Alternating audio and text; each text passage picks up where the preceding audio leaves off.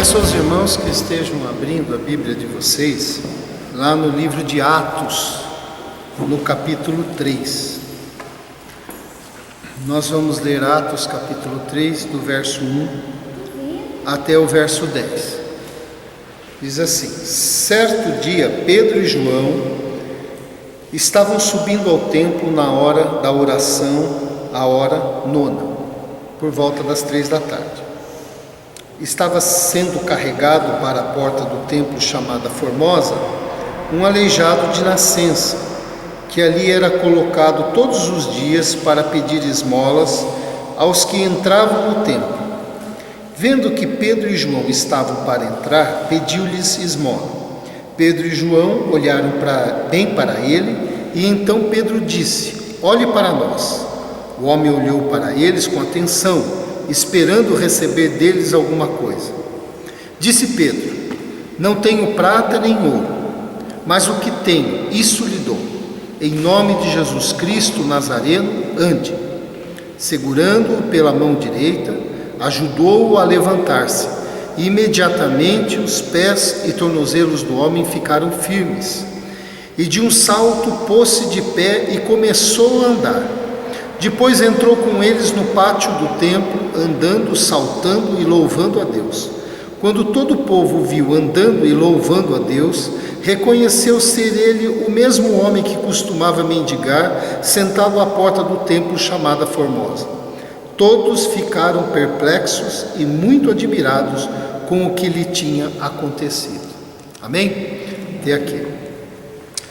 Todas as ações do nosso Deus são ações de formosura, né? Sem dúvida. Deus tem uma capacidade de, numa determinada situação, agir, atingindo ao mesmo tempo outras várias situações, né? Age em uma pessoa, em uma circunstância, e isso tem um desdobramento em outras circunstâncias, né? Sem que nenhuma delas deixe de trazer glória para Ele ou deixe de cumprir a vontade dEle, né? Deus é assim. E cerca das 3 horas da tarde, Pedro e João subiram ao templo, né? E para adorar, porque era o momento do sacrifício da tarde. Subiram com esse objetivo e algumas pessoas colocaram um homem aqui, um coxo, em algumas traduções, ou seja, alguém que tinha problema num dos pés, né? Aleijado de nascença. E em Atos capítulo 4 nós vamos ter a informação que esse homem tinha aproximadamente 40 anos de idade, né? E junto à porta Formosa. A porta Formosa era uma porta de entrada na cidade, que significa uma porta que floresce, uma porta bonita. E interessante que dados de historiadores diz que essa porta era uma fortuna, porque ela tinha 25 metros de altura, tinha 20 metros de largura e precisava de 20 homens para abrir e fechar pelo peso, porque ela era revestida de ouro e de prata. E quando o sol batia, então, nessa porta, você imagina o brilho que dava e como ofuscava. Então, diante dessa porta, uma porta larga e uma porta onde provavelmente tinha uma grande circulação de pessoas, foi que o milagre aconteceu aqui, né, na vida. Deus agiu de uma forma milagrosa na vida desse homem e acabou promovendo, nós não lemos na sequência do texto, uma situação em que Pedro teve a oportunidade de pregar, né, por causa disso, de falar a respeito do Evangelho. Então eu queria tirar alguns ensinos para a nossa vida com respeito ao milagre à porta do coração. Porque é claro que Deus fez ali o milagre junto à porta Formosa, mas o Senhor fez um milagre no coração do coxo, um milagre no coração de Pedro e um milagre no coração da multidão, né? Mais do que um milagre à porta da cidade, foi a porta das vidas que Deus agiu, né? Então o primeiro ensino está no verso aí, no verso 1 mesmo, quando diz que certo dia Pedro e João estavam subindo ao templo na hora da oração, a hora nona, por volta das 3 da tarde. O primeiro ensino é a gente enxergar que o milagre aconteceu em meio à disposição da comunhão, né? Porque o que acontece? Tudo aconteceu ali com Pedro, com João, no momento que as mentes deles estavam voltadas para o Senhor, né? Eles subiram ao templo com a finalidade de fazer o sacrifício da tarde, subiram ao templo na hora de oração. Nesse momento de comunhão, de disposição para com o Senhor, é que as coisas também aconteceram. E na nossa vida não é diferente, porque muitas vezes nós queremos ver um milagre na nossa vida, mas a gente não tem aquela disposição para estar na comunhão, né? A gente quer as coisas muito rápido, e enquanto a gente está fazendo as nossas coisas no dia a dia, sem se dedicar muitas vezes a um tempo de parada, para que a gente possa estabelecer uma comunhão, porque nós precisamos dessa comunhão com o Senhor, e é onde as coisas, nosso coração se volta para Deus, e aí a gente também enxerga oportunidades. É interessante que o milagre aconteceu nesse momento da comunhão, no momento da oração, no momento do sacrifício da tarde. No momento que o coração deles estava voltado, surgiu uma oportunidade. Alguém estava precisando, eles foram usados. Mais do que isso, eles subiram para o sacrifício da tarde e acabaram sendo usados numa cura, e Pedro com certeza não tinha um esboço de nenhum sermão dentro da sua roupa, e de repente ele viu uma oportunidade para pregar, né? Então as coisas acontecem em meio a essa disposição do nosso coração para a comunhão, né? Aí a gente enxerga a oportunidade, aí a gente também está mais forte para aproveitar a oportunidade que o Senhor nos dá. O outro ensino no verso 2 diz o seguinte: estava sendo carregado para a porta do templo chamada Formosa um aleijado de nascença, que ali era colocado todos os dias para pedir esmolas aos que entravam no templo. Veja só, no texto diz assim: estava sendo carregado, mas o texto não diz quem carregava, só estava sendo carregado, né? E outro ensino é a importância de nós aprendermos, ou a importância de nós servirmos a Deus e servirmos o próximo no anonimato. Quem é que levou?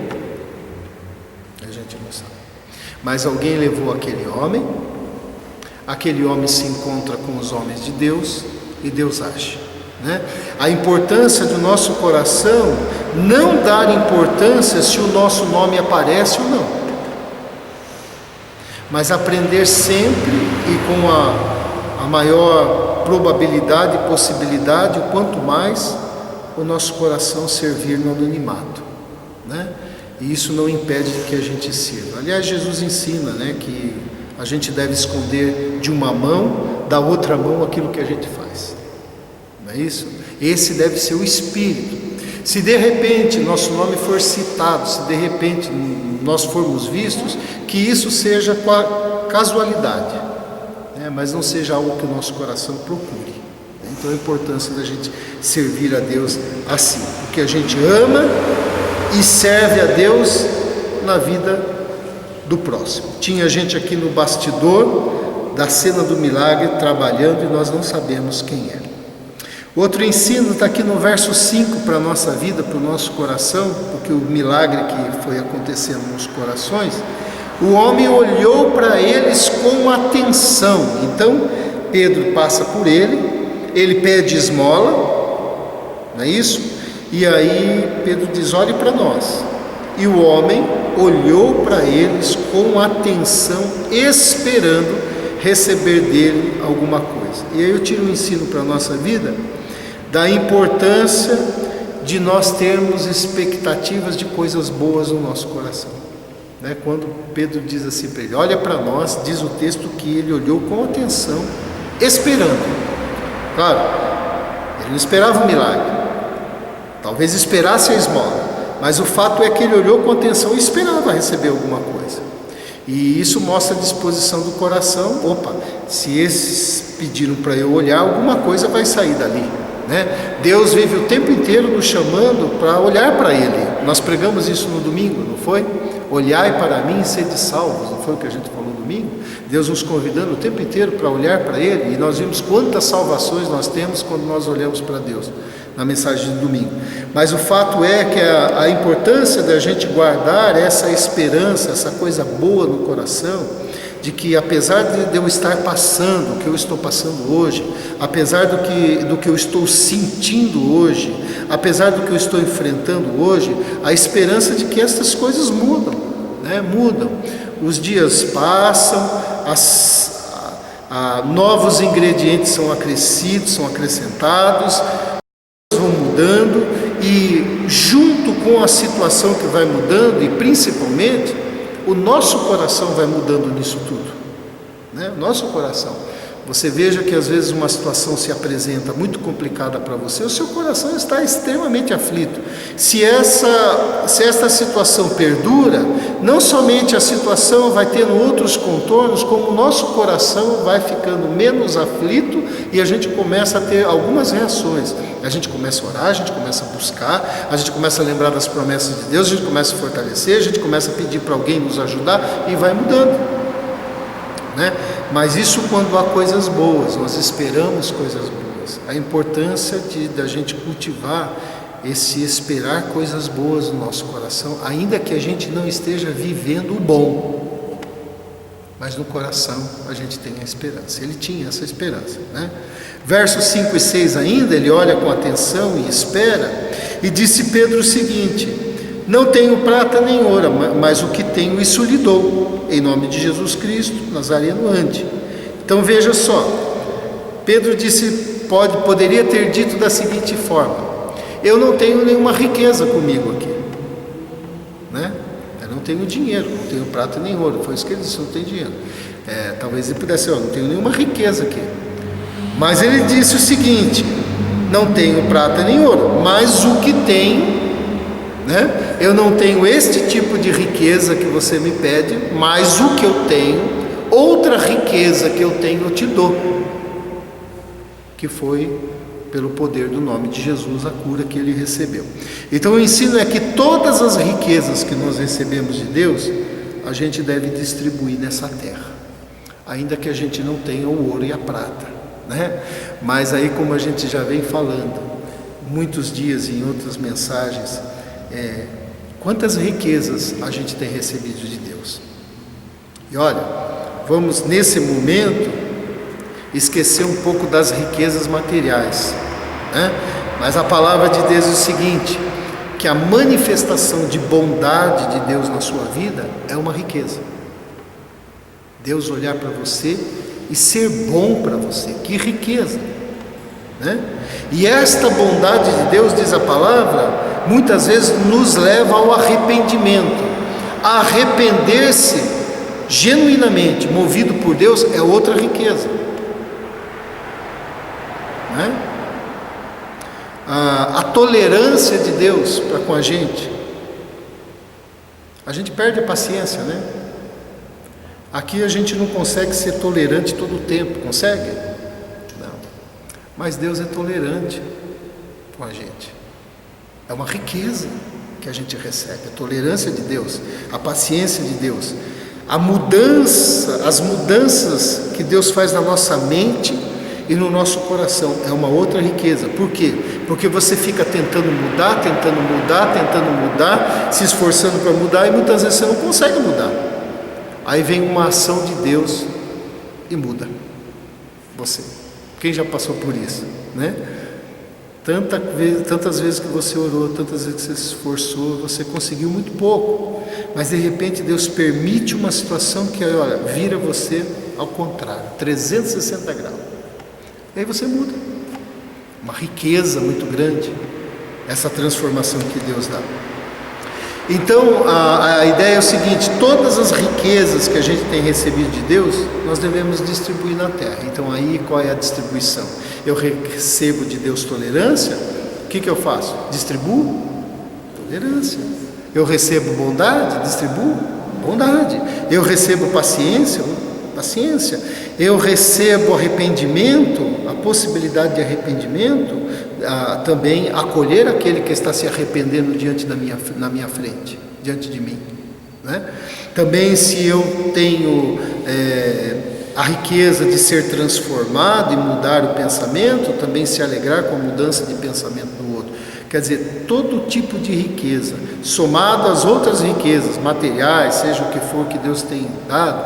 Olha quanta riqueza, relacionamento, capacidade, habilidade, influência, quantas riquezas mais nós temos, né? Distribuir.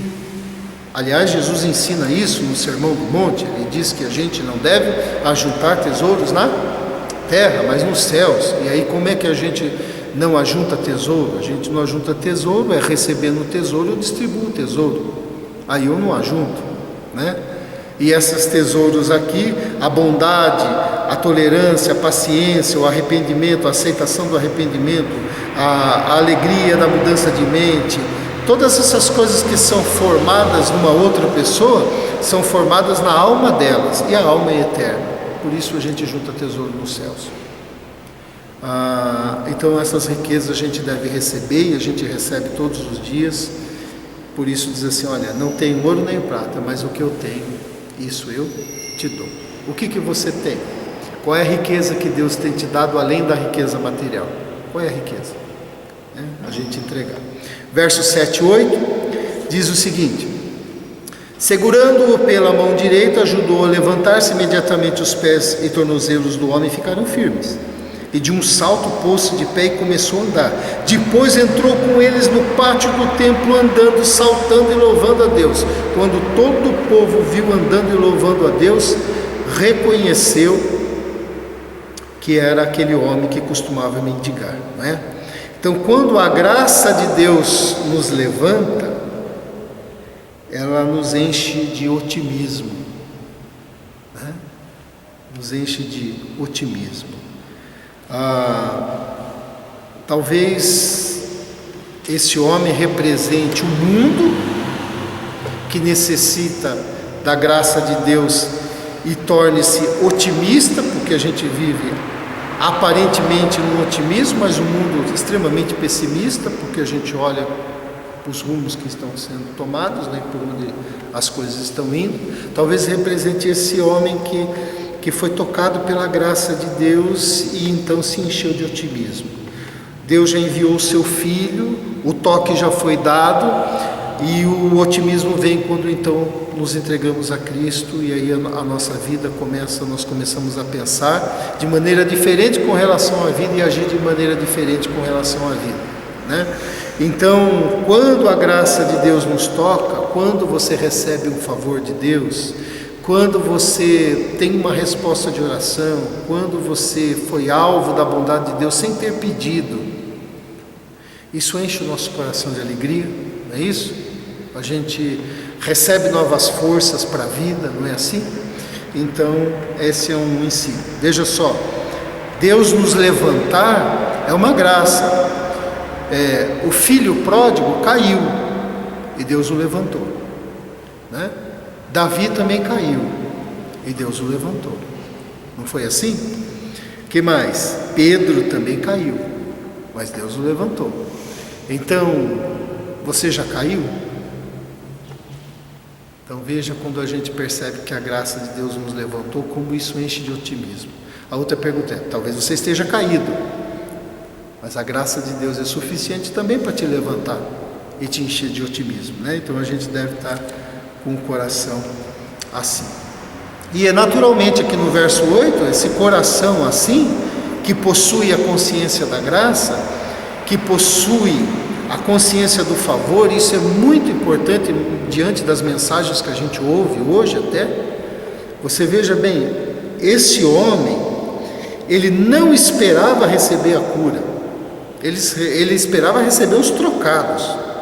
Falou: opa, esse pessoal mandou olhar para ele, alguma coisa vai sair daí. Ele recebe aquilo que ele nem imaginava, e ele recebe a solução de uma coisa que talvez ele nunca imaginou que fosse possível, porque ele tinha uma aleijão de nascença, né? Então tudo que ele recebeu aqui foi graça.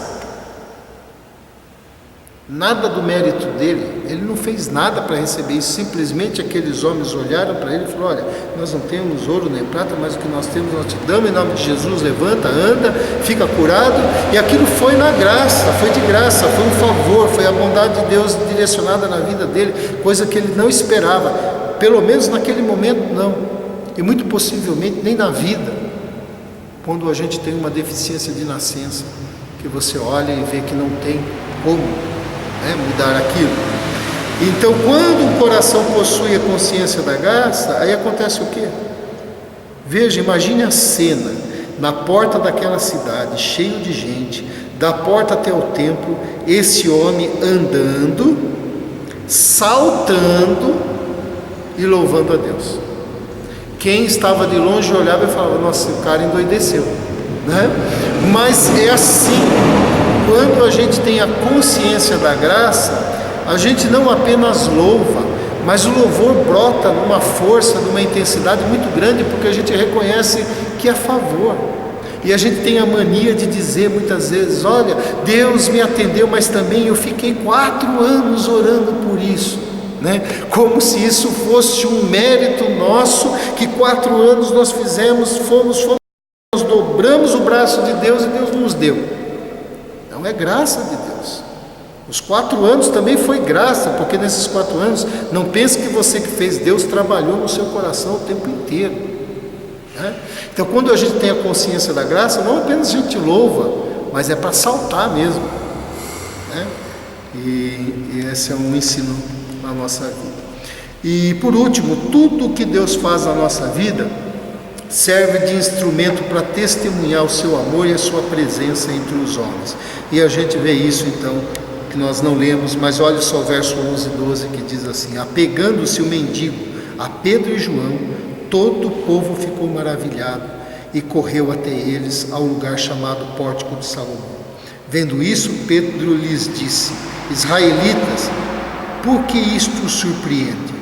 Porque vocês estão olhando para nós como se tivéssemos feito esse homem andar por nosso próprio poder ou piedade. O Deus de Abraão, de Isaque e Jacó, o Deus dos nossos antepassados, glorificou o seu servo Jesus, a quem vocês entregaram para ser morto e negaram perante Pilatos, embora eles tivessem decidido soltá-lo. E aí ele começa a pregar a respeito de Jesus. Tudo na nossa vida, tudo que Deus faz, serve de instrumento para a gente testemunhar o amor dele. Aquilo que Deus fez, o coxo deu testemunho no seu salto, no seu andar, no seu louvor a Deus, no se mostrar para toda a multidão o que ele tinha recebido. E também serviu de oportunidade para Pedro então levantar e falar de Jesus logo após, pouco tempo depois da crucificação de Jesus, e explicar o que foi o que aconteceu na história. Então, o que é que Deus tem feito na sua vida, na nossa vida, é uma oportunidade para a gente dar testemunho.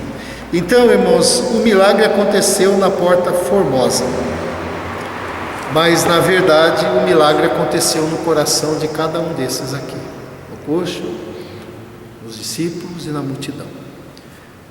Quero encerrar a mensagem só dizendo o seguinte: você precisa de um milagre no seu coração? Eu não estou pedindo na sua vida financeira, não estou perguntando na sua casa, no seu casamento, na sua família, estou falando no seu coração. Como é que está o seu coração? O seu coração está precisando de um milagre? Ele está travado com relação a algum assunto? Porque aqui aquele homem estava coxo, paralisado, dependente de outras pessoas, travado ali. Ele não podia fazer nada por si mesmo, precisava de ajuda. Mas às vezes o nosso coração está pesado, às vezes o nosso coração está com uma questão, às vezes o nosso coração está precisando de um milagre com relação às vezes a como está, o que está acontecendo lá no nosso trabalho, com relação à nossa vida espiritual, com relação ao relacionamento com alguém, com relação até mesmo à fé, a nossa disposição para Deus, sei lá, tantas coisas podem travar o nosso coração, um ressentimento, uma incredulidade que se apossou do nosso coração. A gente acreditou tanto, esperou tanto, e o tempo tem sido ingrato porque a gente não tem recebido isso e a gente está assim com o coração pesado porque as coisas não acontecem. Seu coração está precisando de um milagre? O Senhor faz o milagre à porta do nosso coração. Abaixe a sua cabeça, vamos orar. Pai querido, nós, diante da Tua mensagem, apresentamos o nosso coração a Ti. O Senhor conhece o coração de cada um que está aqui, de todos que nos ouvem. Ó Pai, eu peço que o Senhor que sonda e conhece o coração, o Senhor que vasculha, o Senhor que percebe todas as coisas, sonda, ó Deus, com o Teu amor, com o Teu poder, e realiza o milagre que cada um precisa. Nesse momento nós nos entregamos a Ti. Nós entregamos a disposição interior do nosso ser ao Senhor.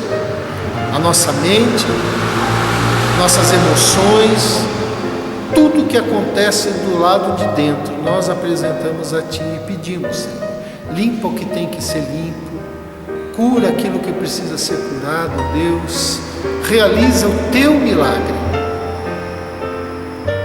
O nome de Jesus é poderoso o suficiente para levantar um coxo de nascença, assim como é poderoso para tirar tudo que nos atrapalha.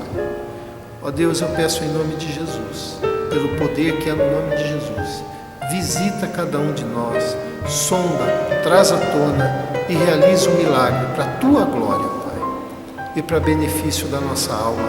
Nós Te pedimos isso em nome de Jesus. Amém. Amém? Deus abençoe.